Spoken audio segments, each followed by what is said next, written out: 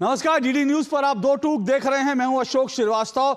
आज दिल्ली की भाग्य रेखा तय हो गई।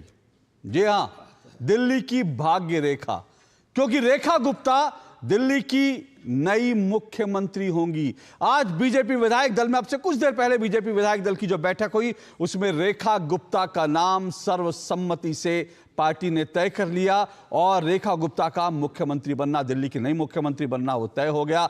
कल रेखा गुप्ता शपथ लेंगी। जो खबरें आ रही हैं वो ये कि वो शपथ जब लेंगी तो उनके साथ पूरा उनका मंत्रिमंडल होगा, यानी करीब करीब 6 मंत्री होंगे। अभी इस बात का ऐलान नहीं हुआ है कि दिल्ली का डिप्टी सीएम कौन होगा। इसको लेकर अटकलबाजियां चल रही हैं। डिप्टी सीएम होगा, कौन होगा, नहीं होगा, ये हम नहीं जानते, लेकिन पक्की और पुख्ता खबर जो है वो ये है, जिसके बारे में ऐलान हो चुका है कि रेखा गुप्ता दिल्ली की नई मुख्यमंत्री होंगी और साथ साथ कल वो शपथ लेंगी। शालीमार बाग से, दिल्ली के शालीमार बाग से वो विधायक हैं और इस बार उन्होंने आम आदमी पार्टी की जो प्रतिद्वंदी थी उनको 25,000 से ज्यादा वोट से हराया था। रेखा गुप्ता एक ऐसा नाम है जो बिल्कुल मध्यम वर्गीय परिवार से आई हुई और दिल्ली की राजनीति में, यूं तो राजनीति में उन्होंने एक लंबी पारी खेली है, लेकिन सिर्फ दिल्ली में उन्होंने न सिर्फ काउंसलर के तौर पर 2 बार वो विधायक का चुनाव हारी, लेकिन तीसरी बार उनको विजय मिली। और इससे भी बड़ी बात यह है कि वो लंबे समय से एबीवीपी जो छात्र संगठन है, जो बीजेपी और संघ, बीजेपी तो खैर है लेकिन आरएसएस की विचारधारा के पर काम करने वाला जो छात्र संगठन है, अखिल भारतीय विद्यार्थी परिषद, एबीवीपी की वो लंबे समय से सदस्य रही। 1992 में दिल्ली के दौलत राम कॉलेज, यानी जो दिल्ली का मेन कैंपस है, वहाँ डीआर कॉलेज में 1992 में वो गई थी और उसके बाद उन्होंने एबीवीपी को ज्वाइन किया था।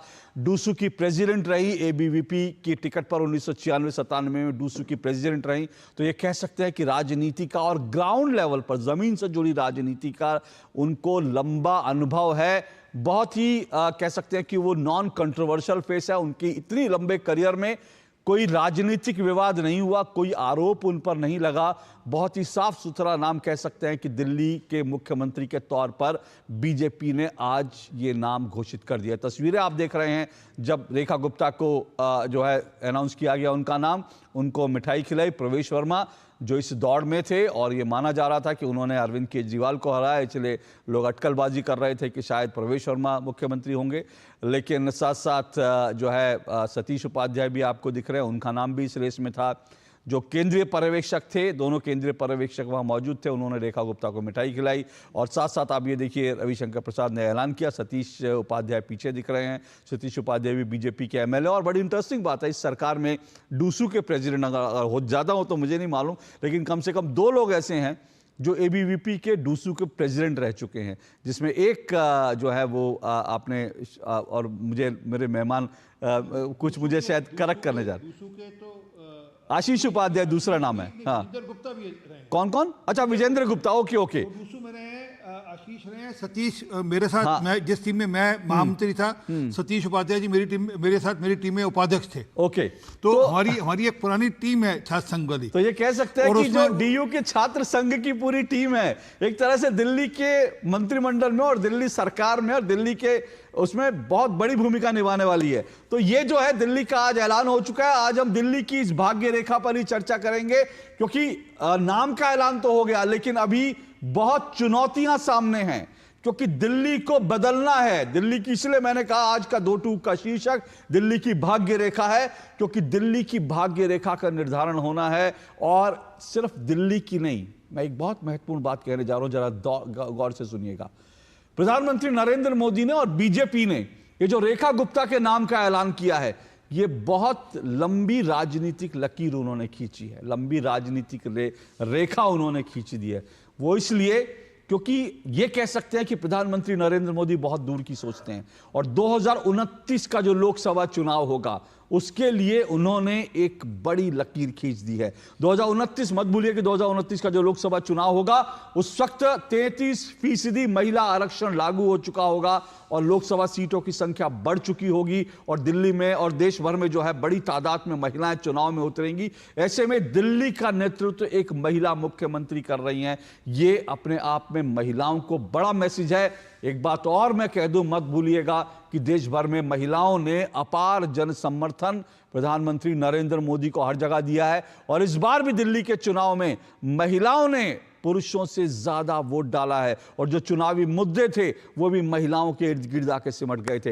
इन्हीं सब पर आज चर्चा करेंगे। क्या चुनौतियां हैं रेखा गुप्ता के सामने, दिल्ली बीजेपी के सामने, और साथ साथ ये कि दिल्ली की तस्वीर और तकदीर क्या बदलेगी, क्या दिल्ली के लोगों को एक नई दिल्ली मिलेगी, एक ऐसी दिल्ली जो भविष्य की दिल्ली होगी, क्या दिल्ली के लोगों को साफ पानी मिलेगा, क्या दिल्ली के लोग खुली हवा में सांस ले पाएंगे, क्या दिल्ली के लोगों की छातियों में जो प्रदूषण की जो मैल जम जाती है क्या उससे छुटकारा मिलेगा, क्या यमुना साफ होगी। ये तमाम चीजें हैं क्योंकि बीजेपी ने बड़े बड़े वादे किए थे। इन सब पर चर्चा करेंगे। इससे पहले जरा सुन लीजिए क्या कुछ कहा जब रेखा गुप्ता का ऐलान हुआ और उससे पहले भी जो तमाम नेताओं की तरफ से जो बयानबाजी हो रही थी वो भी आपको सुननी चाहिए। उसके बाद अपने मेहमानों का परिचय करवाऊंगा। सुनिए जरा कैसे ऐलान हुआ।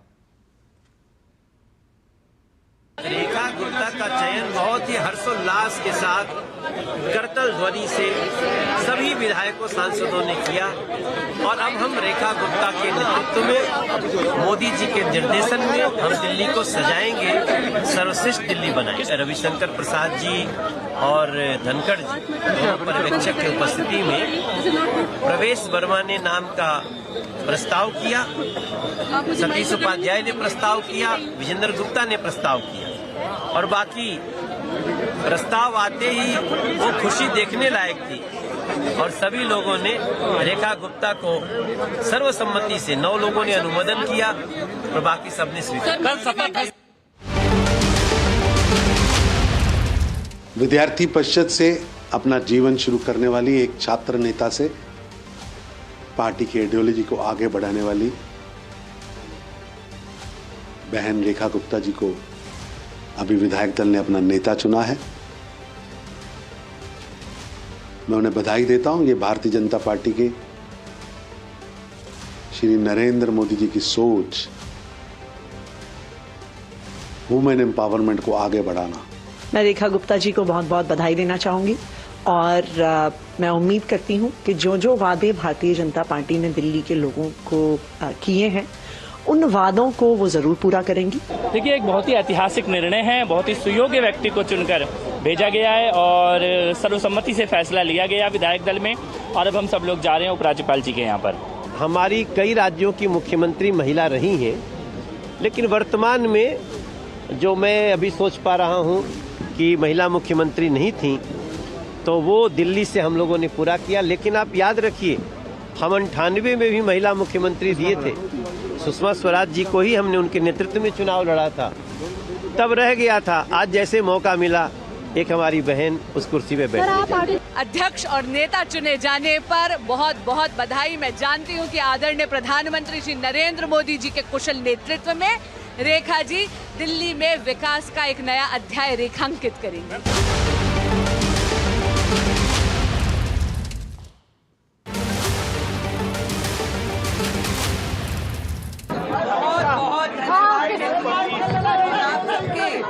आशीर्वाद, सहयोग और दिल की गहराई से आभार व्यक्त।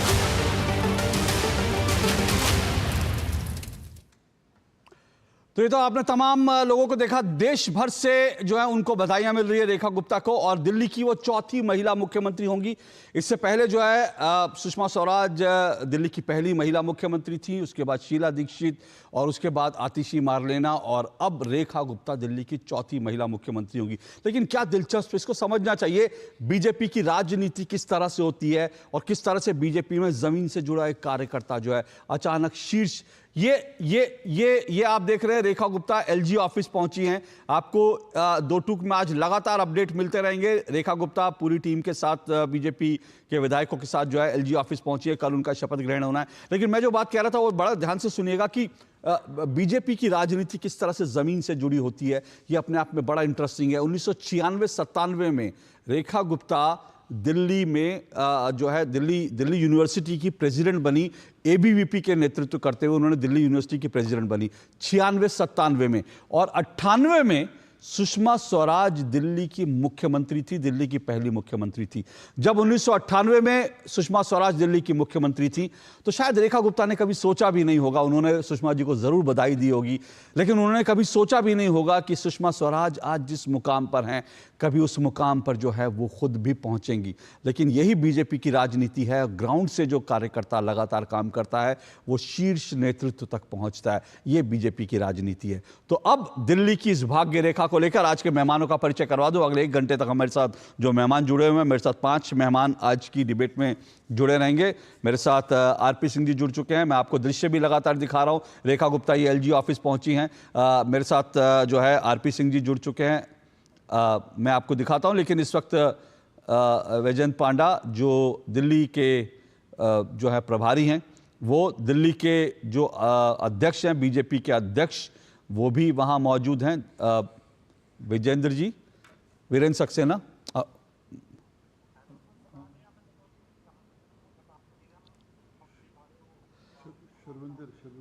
वीरेंद्र सचदेवा दिल्ली बीजेपी के जो अध्यक्ष हैं, और ये तमाम लोग जो हैं वहां पहुंचे हैं।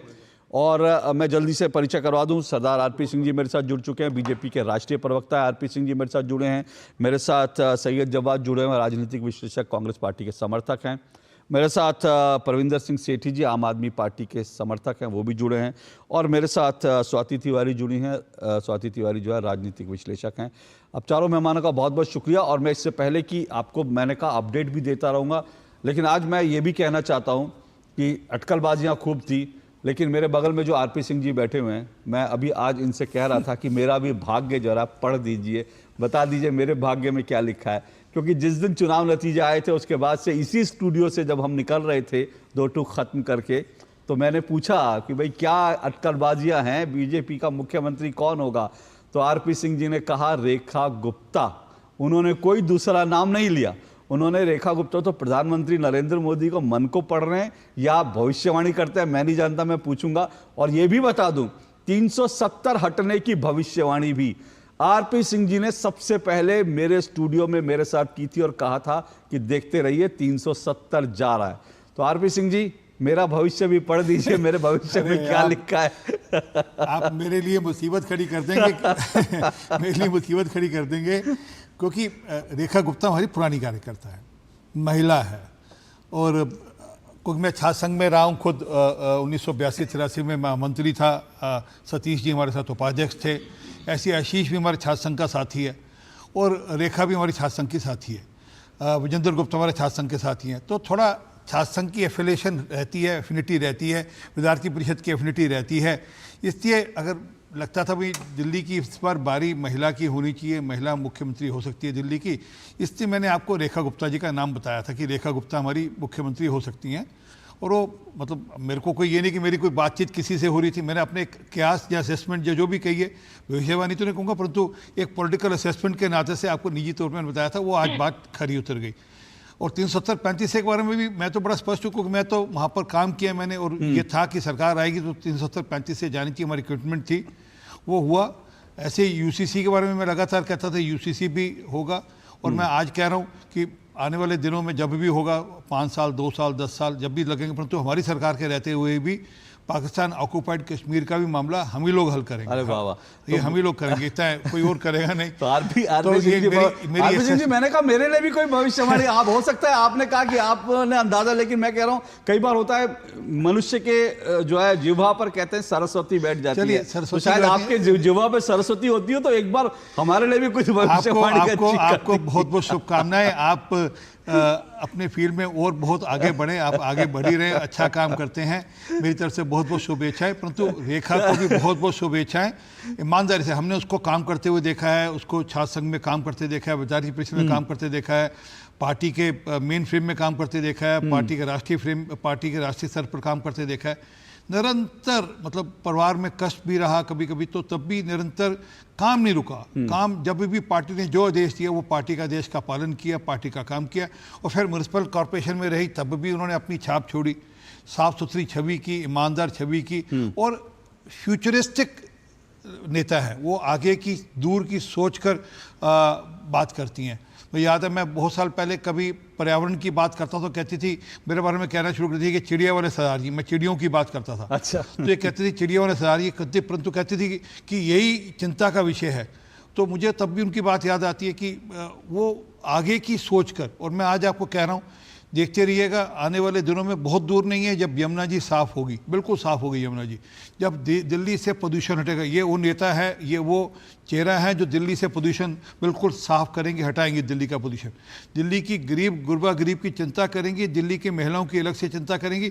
जो जो वादे किए हैं पार्टी ने, उनको ये पूर्णतः अपने काम में, अपने सिस्टम में उतारेंगे। चलिए, ये तो वक्त बताएगा, और वैसे चुनौती है और ये अवसर भी है बीजेपी के लिए। लेकिन मैं ये भी बता दूं, मेरे साथ ईशना गुप्ता जो हैं वो भी जुड़ चुकी है। ईशना गुप्ता आम आदमी पार्टी की समर्थक हैं, और आज क्योंकि दिल्ली की मुख्यमंत्री एक महिला हो रही है, तो हमने सोचा आज डिबेट में कम से कम 33% से ज़्यादा प्रतिनिधित्व जो है महिलाओं का रहना चाहिए। तो हमने वो करके दिखाया है जो 2019 में देश की राजनीति में होगा। तो बहुत बहुत बधाई आप सबको। जो और आप अभी आरपी सिंह जी, आशीष सूद जी का नाम ले रहे थे, दिल्ली यूनिवर्सिटी के प्रेसिडेंट थे। और मैं सिर्फ ये बता दूं, जब मैं दिल्ली यूनिवर्सिटी में करोड़ीमल कॉलेज में गया था तो आशीष सूद उस वक्त जो हैं डीयू के प्रेसिडेंट थे, और हमारे से वोट मांगने आया करते थे। जब हम करोड़ीमल कॉलेज में पढ़ते थे तो आशीष सूद जी हमसे वोट मांगने आए थे एबीवीपी के तौर पर, और उसके बाद हमने देखा कि कैसे उन्होंने ग्राउंड से जो अपनी राजनीति शुरू की। तो आशीष जी भी ज़मीन से जुड़े कैसे नेता हैं, उनके बारे में बता रहा था। लेकिन चलिए, पहली टिप्पणी परविंदर सिंह सेठी जी, आप स्टूडियो में, पहला मौका आपको दे देता हूँ। बताइए, क्या टिप्पणी आपकी बीजेपी की चॉइस को लेकर के? देखिए, दिल्ली की जनता ने भारतीय जनता पार्टी को मैंडेट दिया, तो ये तय था कि भारतीय जनता पार्टी का कोई नेता जो है यहाँ पे मुख्यमंत्री होगा। तो इसको तय करने में जो भारतीय जनता पार्टी का शीर्ष नेतृत्व है उसने समय लगा दिया। जो पर्ची निकली और विधायक दल की बैठक में रेखा गुप्ता जी का नाम अनाउंस हुआ, मैं इस पे रेखा गुप्ता जी को और भारतीय जनता पार्टी को बहुत बहुत बधाई देता हूँ और शुभकामनाएं देता हूँ, और ये उम्मीद रखता हूँ कि जो वादे इन्होंने दिल्ली की जनता से किए थे, चाहे जमुना की सफाई का हो, चाहे पोल्यूशन का हो, चाहे कूड़े के पहाड़ों को हटाने का हो, वो डिलीवर करेंगे और दिल्ली की जनता को एक राहत मिलेगी। और डिलीवर करना ही पड़ेगा, क्योंकि आज की डेट में जो भी राजनीतिक पार्टी राजनीति में है वो जब तक अपने चीज़ों को डिलीवर नहीं करेगी वो सरवाइव नहीं कर सकती। ये भारतीय जनता पार्टी ने भी देखा है, क्योंकि सुषमा स्वराज जी सुनिए, आप बड़े इंटरेस्टिंग बात कह रहे हैं। आप कह रहे हैं कि डिलीवर करना पड़ेगा, नहीं करेंगे तो सरवाइव नहीं करेंगे। मतलब आपकी ये टिप्पणी आम आदमी पार्टी की हार पर है क्या? मेरे को डिलीवर नहीं किया इसलिए जनता ने 5 सेकंड का टाइम और दो। मैं ये कहना चाहता हूँ, चाहे सुषमा स्वराज जी हो, चाहे मदन लाल खुराना जी हो, चाहे साहेब सिंह वर्मा जी हो, जो दिल्ली के मुख्यमंत्री रहे शुरुआती दौर में, क्या उन्होंने इतना बुरा करा कि 27 साल तक दिल्ली की जनता ने उन्हें आने नहीं दिया? और आम आदमी पार्टी को भी 11 साल का समय दिया और कांग्रेस को भी समय दिया, और आम आदमी पार्टी ने बहुत से काम करे और कुछ काम रह गए। उस बात को लेकर भी दिल्ली की जनता ने भारतीय जनता पार्टी के साथ उम्मीद जताई है। ओके, आरपी सिंह जी कह रहे हैं कि ऐसा क्या किया था गलत कि भाई 27 साल तक जनता ने। मैं कारण बताता हूँ, थोड़ा राजनीति को समझेंगे। जब साहब सिंह वर्मा जी मुख्यमंत्री थे और सुषमा जी जब मुख्यमंत्री बनी, उसके बाद प्याज के दाम यकायक बढ़े। बिल्कुल, और वो सबको याद है। मुझे याद है वो प्याज के दाम पर गिरने वाली देश की पहली सरकार। प्याज के दाम ही हमको ले डूबे, तब ईमानदारी की बात है। 27 साल तक। हाँ सर, सुन तो लीजिए, बात तो सुन लीजिए ना, बात तो सुनिए। उसका शीला दीक्षित जी आई। शीला दीक्षित जी ने दिल्ली में जिस प्रकार का काम किया, उसके चलते उनको मैंडेट मिलता रहा बार बार, और ठीक मैंडेट मिलता रहा। परंतु फिर उसके बाद केजरीवाल साहब आए, ये कहकर है कि हम भ्रष्टाचार, कोई एक टाइम आया जब उनकी इनकम्बेंसी बिल्ड हो गई थी शीला दीक्षित जी की, और भ्रष्टाचार के मामले में खूब उनकी बुराई, उनकी बदनामी हो रही थी, कॉमनवेल्थ गेम के चलते बदनामी हो रही थी। उसके बाद जो चुनाव हुआ उसमें हम लोग 28 सीटें पा गए, सॉरी 32, माफ़ी चाहता हूँ, और आम आदमी पार्टी ने 28 पाई थी और कांग्रेस ने शायद 8 या 7 पाई थी।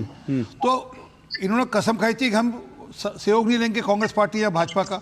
फिर कांग्रेस के साथ मिलकर उन्होंने सरकार बना ली, और फिर ये वो भ्रष्टाचार के विरोध में जो इन्होंने आंदोलन था। मैं दर्शकों को बता दूं, इस समय जो लगातार जो हम आपको लाइव दिखा रहे हैं वो कि एलजी जो है वो पहुंच गए हैं, उपराज्यपाल पहुंच गए हैं, और उपराज्यपाल को अब बीजेपी अपने निर्णय से अवगत कराएगी। ये बीजेपी की पूरी टीम है। इस बीच जो है विजेंद्र गुप्ता आपको नजर आ रहे हैं बीजेपी के, और साथ साथ वीरेंद्र सचदेवा आपको दिख रहे हैं, रविशंकर प्रसाद हैं इन तस्वीरों में एलजी के पास पहुंचे। केंद्रीय मंत्री हर्ष मल्होत्रा भी हैं। हाँ, केंद्रीय मंत्री हर्ष मल्होत्रा भी हैं जी। तो ये 27 साल बीजेपी ने इस पल के लिए इंतजार किया और जो है इस वक्त जो है रेखा गुप्ता को जो है वो शुभकामनाएं दे रहे हैं और उन्होंने फूलों का गुलदस्ता दिया रेखा गुप्ता को, दिल्ली के नए मुख्यमंत्री को। और शायद ये जो तस्वीर है फूलों का गुलदस्ता जो दिया, मुझे लगता है अब दिल्ली में कम से कम एलजी और मुख्यमंत्री मिलकर काम कर सकेंगे, क्योंकि पिछले कुछ समय से तो लगातार हम देख रहे थे एलजी कुछ कहते थे, मुख्यमंत्री कुछ कहते थे और लगातार टकराव का एक लंबा दौर देखा। लेकिन अब वो शायद दौर अंत होगा, एलजी और रेखा गुप्ता जो मुख्यमंत्री हैं वो मिलकर के एक साथ दिल्ली के लिए काम करेंगे। जी, तो वो भ्रष्टाचार की एंटी भ्रष्टाचार के वेब में वो चढ़कर आए और ये कहा कि हम दिल्ली से भ्रष्टाचार हटा देंगे। याद है एक फोन पर आप फोन नंबर पे दे दिया, लोगों को लगा यार एक साफ सुथरा ईमानदार आदमी आएगा। 5 साल इसी में निकाल दिए। 5 साल बाद फिर वादे किए कि हम बिजली फ्री, पानी फ्री, हम ये सब चीज़ें करेंगे। फिर अगले 5 साल उस पर निकल गए। पर लोगों को समझ में आ गया कि ये मामला ठीक नहीं है, ये काट की या पाप की हंडी चढ़ नहीं सकती।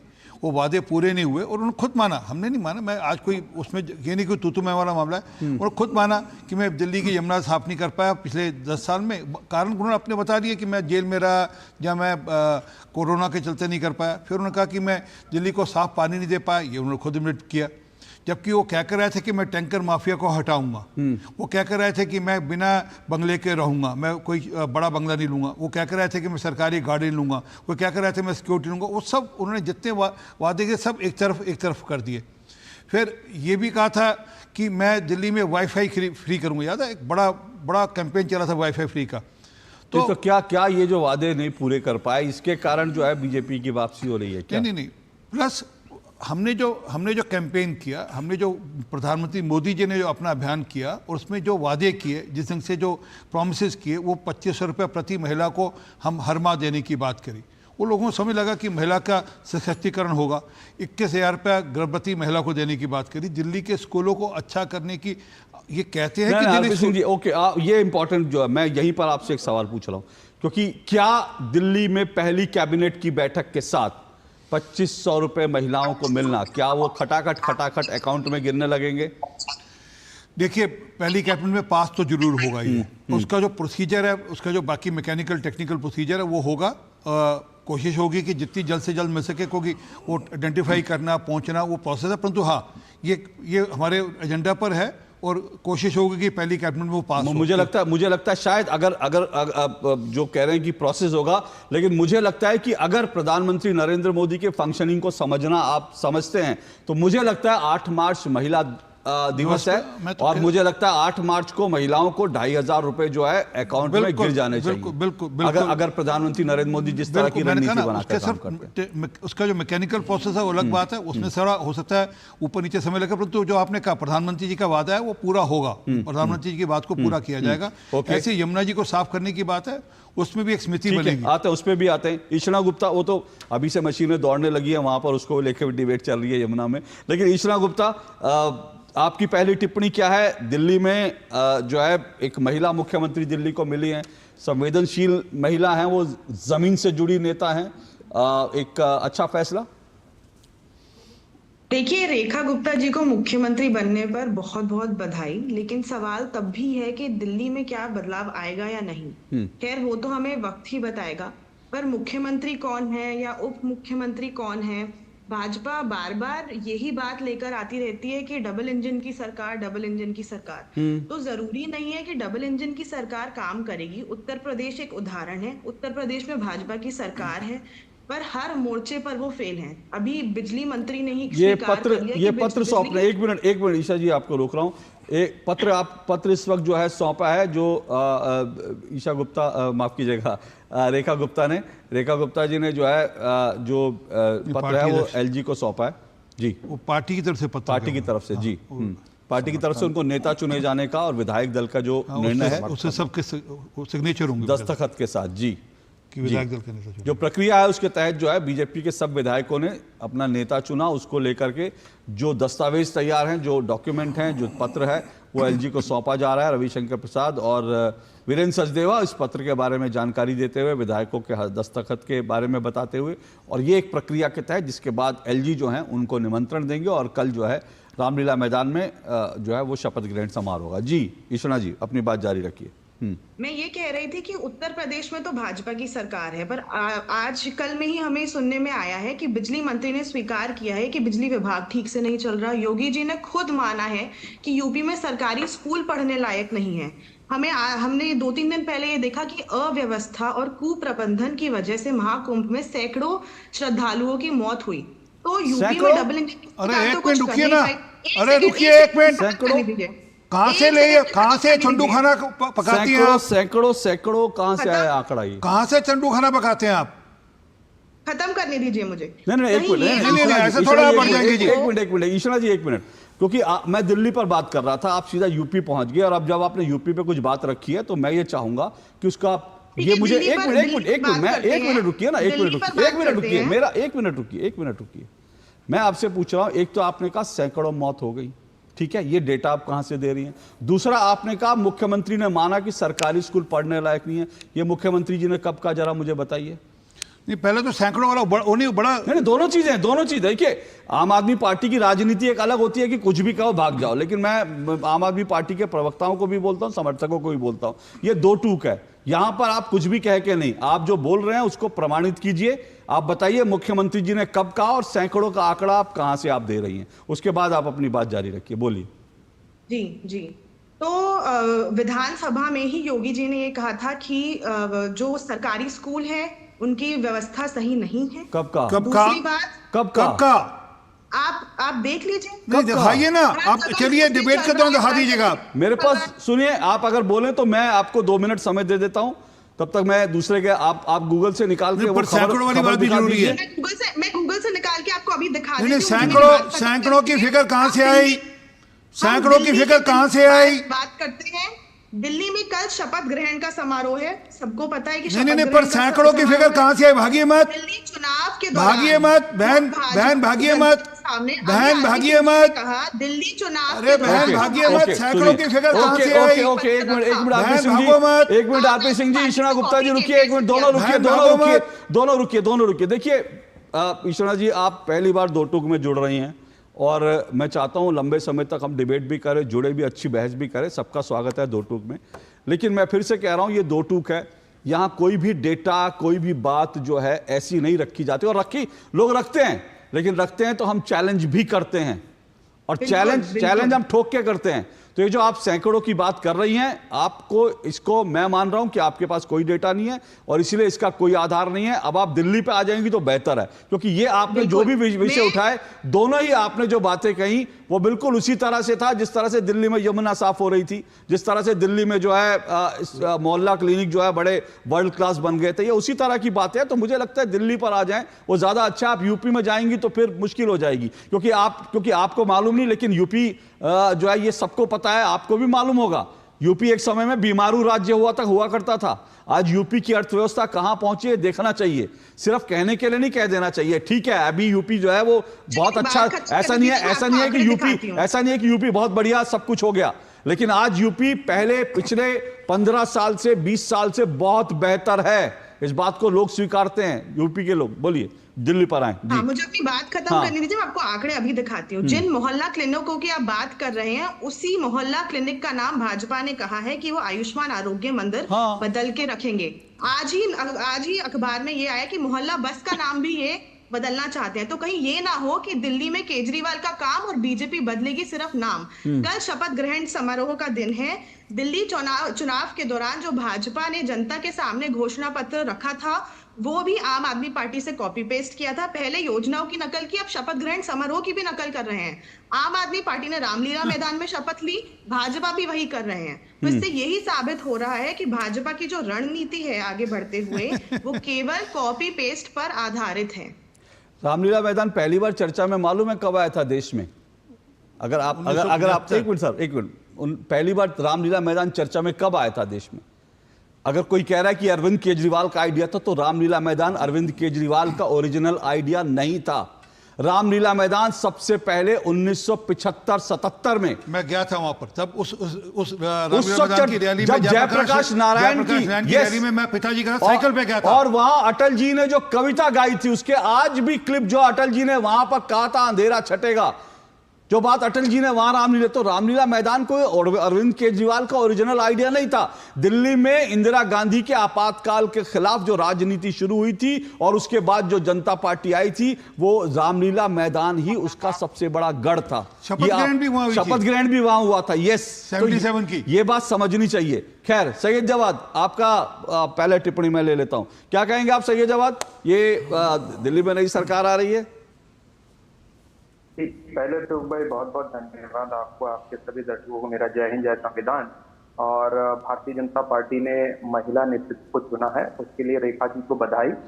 और मेरा भी एक पर्सनल वाकया रेखा जी के साथ रहा हुआ, और मेरी पर्सनल एक बार दो बार मुलाकात हुई, तो बहुत मुझे भारतीय जनता पार्टी में महिला मोर्चा के अंदर राष्ट्रीय उपाध्यक्ष थी, उन्होंने बताया, और शायद यूपी की महिला मोर्चा की वो इंचार्ज भी थी इस वक्त मेरे उनसे डिस्कशन हुआ, और उन्होंने बताया कि मैं शालीमार बाग से निगम पास में बहुत ही सरल लगी, और बात करने के सलीके से और तहजीब से ये पता चला कि सुलझी हुई नेता है।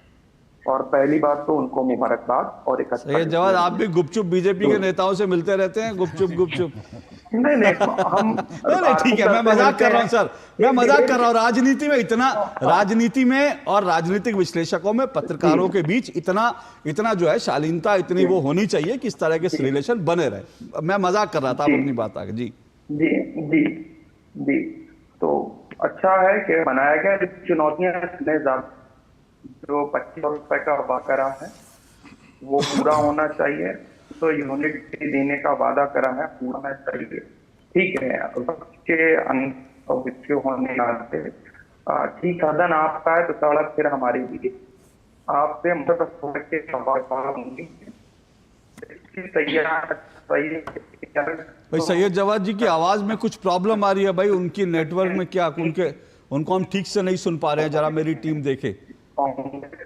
जी क्या आवाज साफ आ रही है? हाँ, अभी थोड़ी सी पहले से बेटर है। प्लीज अपना माइक को अपने पास रख के बोलें। तो सदन तो ठीक है, RP Singh sir Bharatiya Janata party का है, लेकिन बार बार हम कहते हैं सड़क हमारी है, और एज ए विपक्ष के नाते भले ही दिल्ली की जनता ने हमको सीट नहीं दी हुई, लेकिन दिल्ली की जनता के मुद्दों की आवाज उठती रहेगी। और दिल्ली के अंदर जो भी समस्याएं हैं, जो केजरीवाल साहब समस्याएं दिल्ली के अंदर छोड़ करके गए हैं, वो समस्याओं की चुनौती भारतीय जनता पार्टी के सामने है, वो आवाज उठती रहेगी। जब तक दिल्ली की जनता को न्याय नहीं मिलेगा, या जो वादे दिल्ली की जनता के सामने करे गए, क्योंकि केंद्र में भी अब सरकार भारतीय जनता पार्टी की है और जो है दिल्ली प्रदेश में भी है, साफ हवा एक बड़ा मुद्दा बनाया था भारतीय जनता पार्टी में। तीनों जगह भारतीय जनता पार्टी की सरकार है, हरियाणा में सरकार है। पहले केजरीवाल साहब हरियाणा के ऊपर आरोप लगाते थे कि दिल्ली का जो है पोल्यूशन एक्वाई लेवल जो है वो बढ़ जाता है, अब दिल्ली के अंदर भी है। दिल्ली के अंदर दोनों भी, आदरणीय प्रधानमंत्री भी हैं और अब तो रेखा जी को चांस मिला है, तो वो होना चाहिए। दिल्ली के अंदर जिस तरीके से महिलाओं पर अपराध हैं, मैं आशा करता हूं कि रेखा जी के आने से जो है वो अपराध कम होना चाहिए। अगर वो अपराध कम नहीं हुआ तो ये आवाज टूटती रहेगी कि दिल्ली के अंदर जिस तरीके से क्राइम रेट बढ़ा हुआ है, उसको कंट्रोल करने की जिम्मेदारी अब भारतीय जनता पार्टी। ठीक है, नहीं सही जवाब। आपने कहा था होली 10 सेकंड और 10 सेकंड, ओके। अभी आपने वादा करा था होली और दिवाली पे घर में सिलेंडर मुफ्त। होली आने वाली है, मुख्यमंत्री आपकी तैयार हो गई हैं, उसके बाद पहली कैबिनेट के अंदर क्या मुफ्त जो है, जो आपने वादा करा था कि सिलेंडर देंगे, और 500 रुपए के सिलेंडर, ये आप देंगे या नहीं देंगे? नहीं देंगे तो आपसे सवाल तो पूछे जाएंगे। नहीं, बिल्कुल सही, के माध्यम से बिल्कुल सैयद जवाद, जो वायदे पूरे नहीं होंगे उनके लिए बिल्कुल जवाब लेना चाहिए, और विपक्ष की भूमिका यही है। और बिल्कुल ठीक बात है, मैं तो कह रहा हूं कांग्रेस को भले ही कोई सीट नहीं मिली, लेकिन कांग्रेस विपक्ष की भूमिका में रहनी चाहिए। लेकिन ये जरूर कहूंगा, सड़कों वाली बात जो है ना, कि सड़क पे आए, जरूर प्रदर्शन करें, शांतिपूर्ण प्रदर्शन करें, लेकिन शाहीन बाग ना बनाएं, सड़कों पर दंगे फसाद ना करें जैसे दिल्ली में हुआ था। मेरा सिर्फ इतना निवेदन है। और आरपी सिंह जी जल्दी बोलिए, फिर मैं ब्रेक लूंगा। सैयद जवाद साहब, आपको सड़क पर आने का मौका नहीं देंगे हम, चिंता मत करिए। जो वादे किए सब पूरे करेंगे, और सबके सब वादे, ये नहीं कि 5 साल बाद कहें नहीं हम गलती हो गई, हम नहीं कर पाए, हम माफी चाहते हैं, ऐसा कुछ नहीं। आने वाले दिनों में एक एक वादा और जो डेडलाइन और डेडलाइन के साथ किया सब पूरे करेंगे। आपका स्वागत करेंगे, आप आइए, सदन में बात करिए, और जितनी मर्जी बात सदन में कहाँ बात करेंगे वो? नहीं, सदन मतलब इनके जो बाकी नेता, मतलब इनके जो इनके नेता सर सदन में कैसे बोलेंगे? अलायंस पार्टनर है ना। अच्छा, आप आम आदमी पार्टी की बात कर रहे हैं। अलायंस पार्टनर है ना। अच्छा, परंतु आपको सड़क का मौका हम नहीं देंगे, चिंता मत करिएगा। चलिए, हाँ बिल्कुल, आम आदमी पार्टी तो है और कांग्रेस और आम आदमी पार्टी में पहले भी गठबंधन हुआ है, कम से कम विपक्ष का ये गठबंधन में alliance partner. RP Singh sir, जुमले ना हो, बस आशा ये करते हैं कि उनके जुमले फेंकने में भारतीय जनता पार्टी एक्सपर्ट रही है, क्योंकि हमने ये जुमले ना निकल जाए। दिल्ली की जनता उतारती भी बहुत जल्दी है। केजरीवाल चिंता मत करिए, आपको जुमले का भी मौका नहीं मिलेगा, आपको रसगुल्ले खिलाएंगे, एक एक काम पूरा होने पर रसगुल्ले खिलाएंगे। चलिए, ये आरपी सिंह जी का वादा है। मुझे लगता है स्टूडियो में हम जो है सैयद जवाद जी, आप भी, और परविंदर सिंह सेठी जी आप भी आया करिएगा जब एक एक वादा होगा।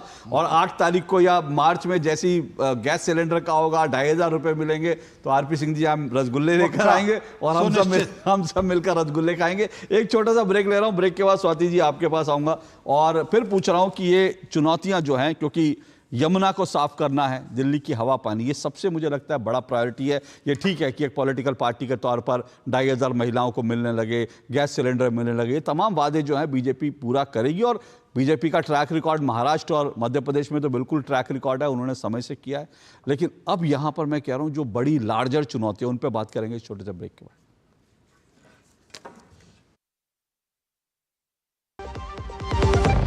सस्ते वाले दाल मसाले स्वाद हुआ बेकार, MDH की हल्दी मिर्ची धनिया करे कमाल, ये रंग दे, ये खुशबू दे, ये तीखा, ये कम पड़े, क्या निराला MDH मसाला।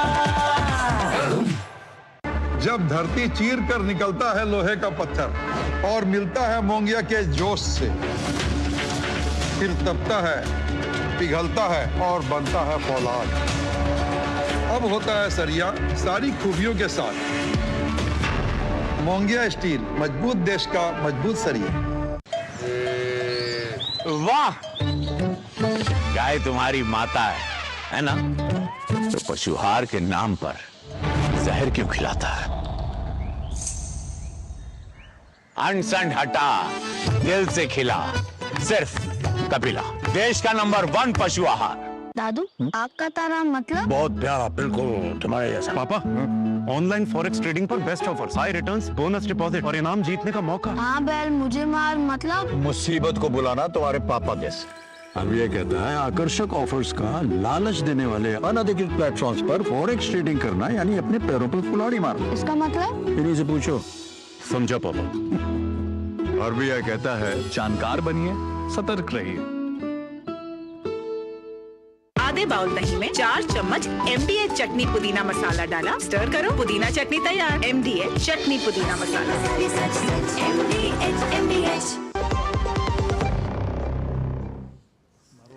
दो टुक आप देख रहे हैं और दो टुक में हम दिल्ली की भाग्य रेखा, जी हाँ, रेखा गुप्ता दिल्ली की नई मुख्यमंत्री होंगी और वो LG ऑफिस अब से कुछ देर पहले पहुंची थी। इससे पहले बीजेपी विधायक दल में रेखा गुप्ता के नाम का चयन हुआ, सर्वसम्मति से चयन हुआ और रेखा गुप्ता अब दिल्ली की नई मुख्यमंत्री होंगी और नई मुख्यमंत्री के तौर पर उनके सामने जो चुनौतियां हैं उन सब पे चर्चा कर रहे हैं। और ये भी आपको बता दें कि कल रामलीला मैदान में उनका शपथ ग्रहण समारोह होगा। जो खबरें मिल रही हैं वो ये कि शपथ ग्रहण समारोह में जो होगा वो पूरी कैबिनेट जो है, दिल्ली की नई कैबिनेट वहां पर जो है शपथ लेगी। इन्हीं सब पे चर्चा कर रहे हैं। मेरे साथ 5 मेहमान जुड़े हुए हैं। मेरे साथ जो आरपी सिंह जी जुड़े हुए हैं, बीजेपी के राष्ट्रीय प्रवक्ता हैं। सैयद जवाद राजनीतिक विश्लेषक, कांग्रेस पार्टी के समर्थक हैं। ईशना गुप्ता मेरे साथ जुड़ी हुई हैं, आम आदमी पार्टी के समर्थक हैं। परविंदर सिंह सेठी मेरे साथ जुड़े हुए हैं, आम आदमी पार्टी के समर्थक हैं। राजनीतिक विश्लेषक स्वाति तिवारी मेरे साथ जुड़ी हुई हैं। स्वाति तिवारी जी, दिल्ली को नई 4थी महिला मुख्यमंत्री मिल रही है, क्या ये देश की राजनीति का एक अच्छा संकेत है? जी, सबसे पहले तो आपके तमाम दर्शकों को मेरा नमस्कार। और ये बहुत अच्छा और शुभ संकेत है। ये सिर्फ इसलिए नहीं है कि दिल्ली की राजनीति पे, दिल्ली की गद्दी पे एक महिला मुख्यमंत्री बन रही है। इसका ये अर्थ है कि भारतीय जनता पार्टी जो बात कहती है उसको धरातल पर उतारने का काम करती है। नारी वंदन अधिनियम अगर ये लेकर के संसद में आए और उसे धरातल पर उतारा तो उसके हिसाब से स्त्री का नेतृत्व और सशक्तिकरण ये भारतीय पूरे समाज को दे रहे हैं। इसका सबसे बड़ा अर्थ ये है, अभी 20 से 21 राज्यों में भाजपा एनडीए की सरकार है, महिला मुख्यमंत्री कहीं नहीं थी। उप मुख्यमंत्री हालांकि भाजपा ने दिया है, लेकिन मुख्यमंत्री नहीं थी और इसके लिए उनको सवालों के कटघरे में बार बार रखा जा रहा था। तो उनको चुप कराने का काम किया है भारतीय जनता पार्टी ने। रेखा गुप्ता जी का चयन एक ये भी बहुत बड़ी बात की ओर इंगित करता है कि कम से कम वो आतिशी मारलेना की तरह स्वघोषित खड़ाऊ मुख्यमंत्री साबित नहीं होंगी दिल्ली के लिए, ना ही वो राबड़ी देवी की तरह बिहार की मुख्यमंत्री साबित होंगी। वो अपने आप में बहुत सक्षम और बहुत ही अनुभव ली हुई हैं। अगर मैं गलत नहीं हूं तो 22-23 साल की उम्र से वो छात्र राजनीति में रही हैं और एक बहुत लंबा कार्यकाल रहा है। अगर एक पार्षद के रूप में उनका कार्यकाल देखें तो बाकी सारे पार्षद, भाजपा के ही पार्षद अगर पिछले हम 10 सालों का टेन्योर देखें तो उनका कार्यकाल काफी ज्यादा डिफरेंट रहा है। कौन सा पार्षद अपने वार्ड में स्विमिंग पूल बनाने का काम करता है, कम्युनिटी हॉल पे काम करता है, शिक्षा पे काम करता है, पुस्तकालय बनाने का काम करता है। तो इसका ये अर्थ है कि वो आम जनता की जरूरतों को भी समझती हैं, उनकी बातों को भी समझती हैं और उसको धरातल पर उतारती भी हैं। इसके अलावा अभी हमारे जवाब जी भी बता रहे थे कि बहुत तो एक तो नैसर्गिक गुण होता है किसी भी महिला का सहज होना और तालमेल बिठा करके रहना। तो ये सारे जो नैसर्गिक गुण है एक स्त्री होने के, वो भी मुझे लगता है बहुत काम आएंगे। और एलजी के साथ तालमेल, केंद्र के साथ तालमेल और आसपास के राज्यों के साथ तालमेल ये बना हुआ दिखेगा और दिल्ली एक नई ऊंचाई को छुएगी। लेकिन चुनौती आपके हिसाब से क्या है भाई, सबसे बड़ी चुनौती? और एक महिला होने के नाते आपको क्या लगता है पहली चीज, उनको पहला काम दिल्ली में क्या जरूरी है?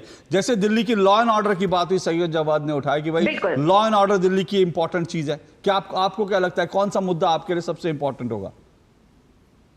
बिल्कुल, लॉ एंड ऑर्डर बहुत बड़ा मुद्दा है और इसमें अगर महिला सुरक्षा की बात की जाए तो एनसीआरबी के डेटा को अगर हम लास्ट 2-3 सालों में खंगालें तो दिल्ली की स्थिति बहुत बुरी है।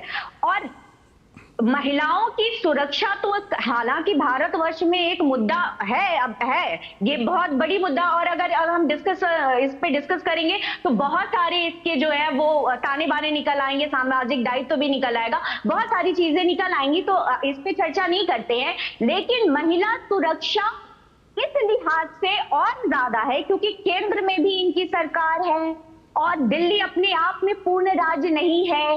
तो पूरी पुलिस की जो सहभागिता होगी दिल्ली को सुरक्षा देने में वो इनको मिलेगा।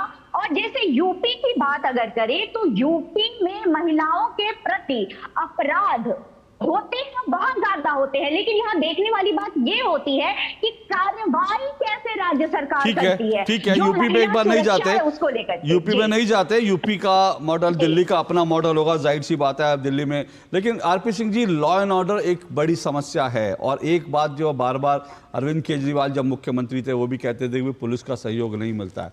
अब तो यह है कि दिल्ली में पुलिस जो है वो महकमा गृह मंत्रालय के अधीन है, वहां पर भी आपकी सरकार है, केंद्र में भी, और जो है तो क्या महिला सुरक्षा के लिए क्या कोई आश्वासन दे सकते हैं दिल्ली? महिला सुरक्षा को लेकर एक पूरा एक प्लान पार्टी ने तैयार कर रखा है। मैं आज उसके बारे में चर्चा नहीं कर सकता क्योंकि वे मुख्यमंत्री साहब जब अपना पूरा पदभार ले लेंगे तब वो अपने आप ही अपनी प्लान को, उस पार्टी के प्लान को घोषणा करेंगे। ये एक दृश्य, ये एलजी ऑफिस से बाहर निकलते हुए रेखा गुप्ता के साथ जो है उनकी पूरी जो बीजेपी विधायक दल हैं, बीजेपी के सांसद हैं, वो सब आपको वहाँ पर दिख रहे हैं। ये जो है एलजी ऑफिस से निकलते हुए के दृश्य हैं। जी, विजयी चिन्ह बनाते हुए मनजिंदर सिंह सिरसा, आरपी सिंह जी आपके मित्र भी हैं और सतीश उपाध्याय और वो प्रवक्ता बीजेपी के।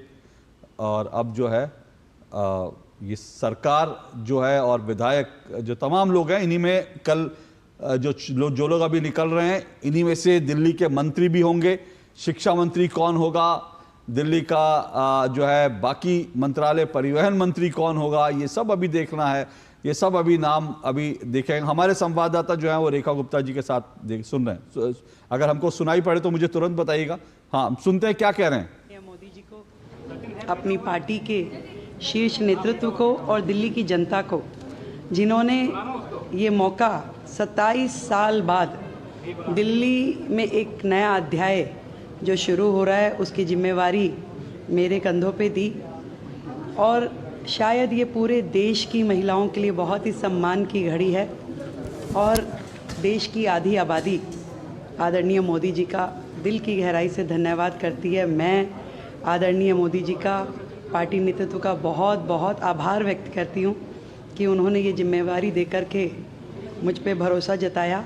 और मैं आज ये प्रण करती हूँ कि मेरा एक एक क्षण इस जिम्मेवारी को पूरा करने में लगेगा। मैम, गवर्नर एलजी से मिली हैं आप, तो उसके बारे में थोड़ा सा बताइए, क्या बात हुई? बिल्कुल, सरकार बनाने के लिए हमने अपने प्रस्ताव आदरणीय एलजी महोदय को दिया है और जो भी उसमें फॉर्मेलिटीज़ है वो उनके ऑफिस से पूरी की जाएगी। कल शपथ लेंगी। यमुना का मुद्दा एक बहुत बड़ा मुद्दा है, प्रदूषण का मुद्दा एक बहुत बड़ा मुद्दा है। किस तरीके से आप इन मुद्दों को उठा के इनके लिए काम करेंगे? एक एक कमिटमेंट जो भारतीय जनता पार्टी ने दिल्ली की जनता से की है, उन सभी कमिटमेंट्स को पूरा करना मेरे जीवन का लक्ष्य है। और टाइम बाउंड तरीके से आदरणीय मोदी जी के नेतृत्व में दिल्ली सरकार काम करेगी और सभी विधायक टीम मोदी बन करके अपने इन सारे कमिटमेंट्स को पूरा करने के लिए लगेंगे। धन्यवाद। पीछे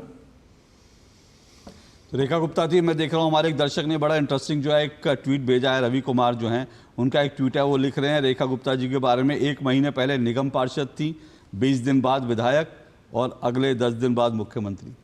तो ये जिम्मेदारी जो है लगातार उनकी बदलती गई। जी, तो आरपी सिंह जी, ठीक है, महिला सुरक्षा को लेकर आपने कहा एक प्लान है, फैक्शन तैयार है, लेकिन यमुना की सफाई एक बड़ा मुद्दा। दिल्ली में लोगों को सांस लेने में तकलीफ होती है।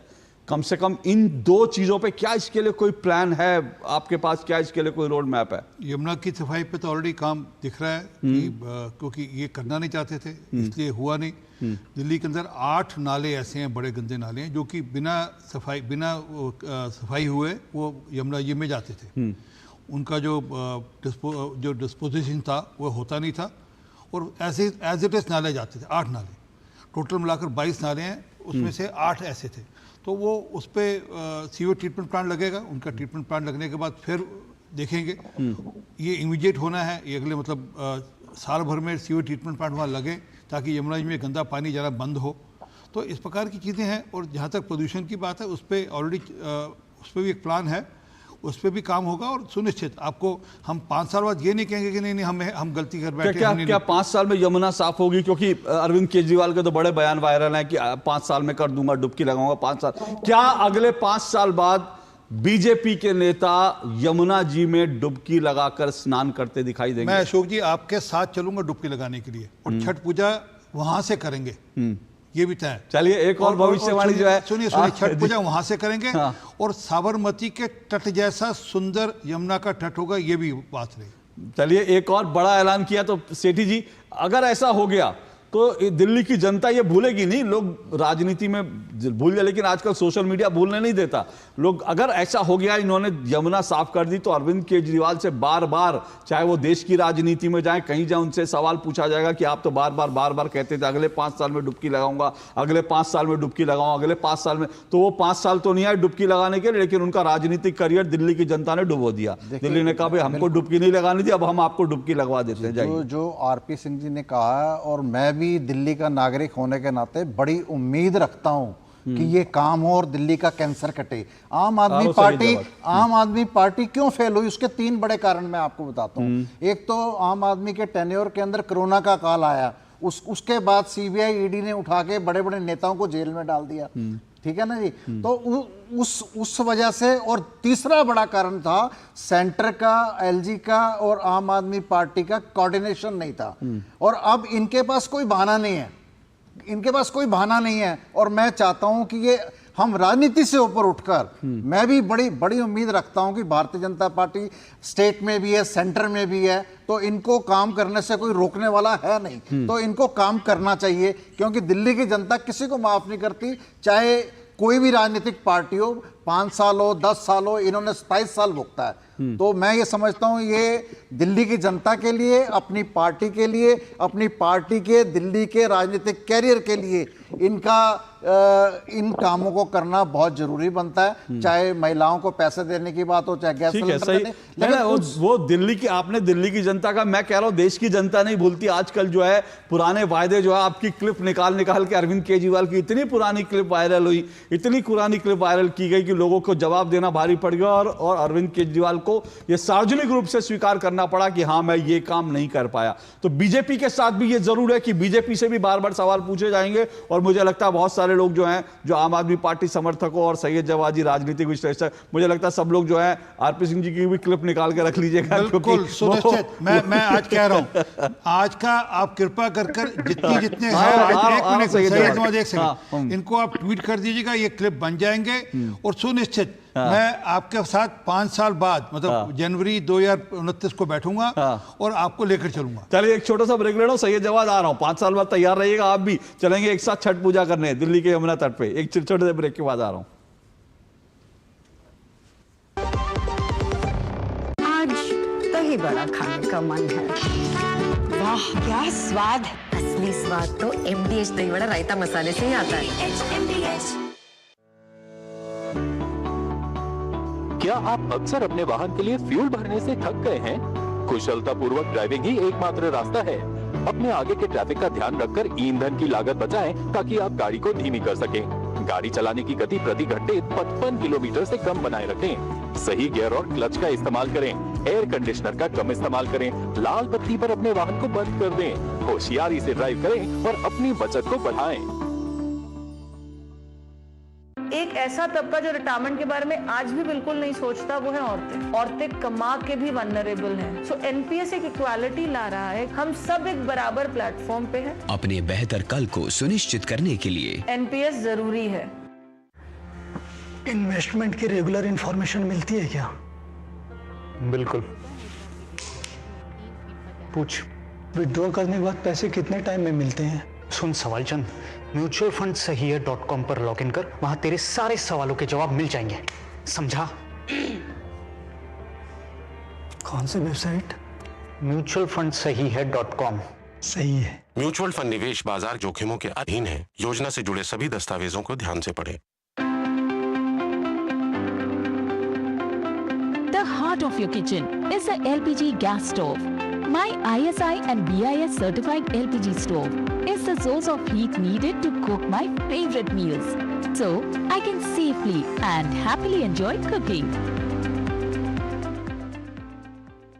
जीरा से प्यास बुझाएं, डाइजेशन के लिए मस्त, शरीर में नमक पानी का बैलेंस बनाए।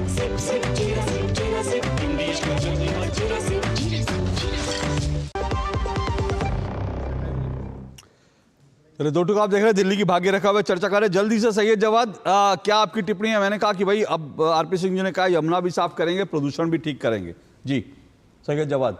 देखिए, एमसीडी के अंदर चुनौती जो है वो भारतीय जनता पार्टी को देखने को मिलेगी, लेकिन पीछे तो चर्चा ये है कि अब हो सकता है एमसीडी को भी भारतीय जनता पार्टी जल्द से जल्द तोड़ ले। ट्रिपल इंजन की सरकार कह रहे हैं वीरेंद्र सचदेव। नहीं, हमने कहा हमें तोड़ने की जरूरत नहीं है सर किसी को जी। वो ऑलरेडी आम आदमी पार्टी के लोग नाराज होकर हमें तोड़ने की जरूरत नहीं किसी को, नाम तोड़ते किसी को। नहीं, अरे ना आपकी शराफत के किस्से जो हैं वो पूरे हिंदुस्तान में मशहूर है। मैं तो आपकी शराफत पे बार जाऊं, पूरी पार्टी शरीफों की है भाई आपकी। क्या कहना है इसके बारे में? हो सकता है कि दिल्ली के अंदर बहुत जल्द ये भी देखा जाए कि जो है मेयर जो है वो भारतीय जनता पार्टी एमसीडी के अंदर बना ले। आपके मुंह में घी शक्कर है, क्योंकि आने आपके मुंह में घी शक्कर। आपकी पार्टी की शराफी किस्से हर जगह मशहूर हैं, कोई इसमें बुरी बात थोड़ी ना है, सब जानते हैं। लेकिन हैरत की बात यह है, क्योंकि जब एमसीडी के अंदर सरकार जिसकी रही है, आने वाले वक्त में अगर ये जो देखा गया है कि कि आने वाले वक्त में लेकर के आते हैं तो 5 साल बहुत ज्यादा चुनौतीपूर्ण भी होंगे। आप इस चीज से बिल्कुल बेफिक्र मत होइएगा कि आपके सामने चुनौतियां नहीं है। ये याद रखिएगा, भले ही हम इस वक्त सत्ता में नहीं है, लेकिन आने वाला वक्त है वो कांग्रेस का है। ये भी आपको एक भविष्यवाणी मैं भी करता हूं। नहीं, आपने सुनिए ना, सुनिए सही जवाब आपने भविष्यवाणी की, आने वाला समय कांग्रेस का होगा। मैं कह रहा हूं हमारे देखिए एक और दर्शक बड़े स्मार्ट होते हैं, पंकज भिमानी है, उन्होंने लिखा भाई कांग्रेस को तो खुश होना चाहिए क्योंकि आरजी राहुल गांधी भले ही कहीं नहीं आ पाए लेकिन दिल्ली में आरजी आ गई हैं, रेखा गुप्ता। तो लोग कह रहे हैं कि भाई कांग्रेस वाले खुश हो जाएं कि दिल्ली में तो आरजी आ गई किसी तरह से। आरपी सिंह जी। सैयद जमाल साहब, चिंता मत करिए, हम आपको, मैंने पहले कहा, हम आपको सड़क पे जाने का मौका बिल्कुल नहीं देंगे। हाँ, हर काम के बाद आपको रसगुल्ले जरूर खिलाऊंगा, ये भी तय है मेरे। हर काम पूरा होने के बाद हम 9 मार्च को वापस आपको रसगुल्ले खिलाने आऊंगा। ओके, ईशना गुप्ता आपकी आखिरी टिप्पणी 30 सेकंड। हाँ ओके, मेरे पास समय कम है। आखिरी टिप्पणी ईशना गुप्ता 30 सेकंड, आम आदमी पार्टी समर्थक ईशना गुप्ता जी। विपक्ष की भूमिका क्या होगी? विपक्ष की भूमिका और क्या आम आदमी पार्टी विपक्ष का नेता, क्योंकि अभी स्वाति मालीवाल ने एक चिट्ठी लिखी अरविंद केजरीवाल को और कहा है कि आपने कहा था कि दिल्ली का डिप्टी सीएम जो है वो एक दलित को बनाएंगे, तो अब तक आपने वो वादा पूरा नहीं किया। कम से कम वो अब विपक्ष का नेता दलित को बना दीजिए। देखिए, विपक्ष के नेता के बारे में हम जल्द ही सुनेंगे, लेकिन दिल्ली, यूपी, हरियाणा, राजस्थान सब में अब भाजपा सत्ता में है, तो अगर भाजपा के पास पॉलिटिकल विल होगी काम करने की तो वो काम जरूर करेंगी। और आरपी सिंह जी ने कहा कि वो रसगुल्ले खिलाएंगे, पर रसगुल्ले आरपी सिंह जी मैं उस दिन खाऊंगी जिस दिन दिल्ली की हर महिला सुरक्षित महसूस करे। कानून व्यवस्था तो भाजपा के अंतर्गत आती थी जब आम आदमी पार्टी की भी सरकार थी और आज भी है। आज ये खबर क्यों आई है कि दिल्ली के तिलक नगर से एक 7 साल की मासूम बच्ची का बलात्कार किया गया। गलत काम करने वाले एकदम बुलंद हैं। कानून व्यवस्था का मजाक उठ गया है। अपराधियों के मन में डर नहीं है। मेरा समय खत्म हो रहा है। आरपी सिंह जी जल्दी से 30 सेकंड। हाँ, आरपी सिंह जी। नरेश बलियान जेल में है, फोन कॉल किसी को नहीं जाएगा फिरौती का, चिंता मत करिए। चलिए, कोई बात नहीं, इसी मैं नोट पर एंड करता हूं। उम्मीद करेंगे दिल्ली की अब महिला मुख्यमंत्री दिल्ली को मिली है, दिल्ली में महिलाएं सुरक्षित होंगी, महिलाओं से जो वादे बीजेपी ने किया वो पूरे होंगे और सिर्फ महिलाओं को दिल्ली से जो वादा पूरा किया है दिल्ली को प्रदूषण मुक्त बनाने का, दिल्ली में जो है ये भी वादा कि यमुना साफ करने का, और सबसे इंपॉर्टेंट बात यह है कि भविष्य की दिल्ली कैसी होगी ये अब देश को देखना है। क्या बीजेपी अब भविष्य की दिल्ली की जो रूपरेखा है नींव रख पाएगी? ये सबसे बड़ी चुनौतियां होगी। लेकिन कल रेखा गुप्ता का जो शपथ ग्रहण समारोह होगा वो आप डीडी न्यूज पर जरूर देखिएगा। आज के लिए फिलहाल इतना ही। सभी मेहमानों का शुक्रिया, नमस्कार।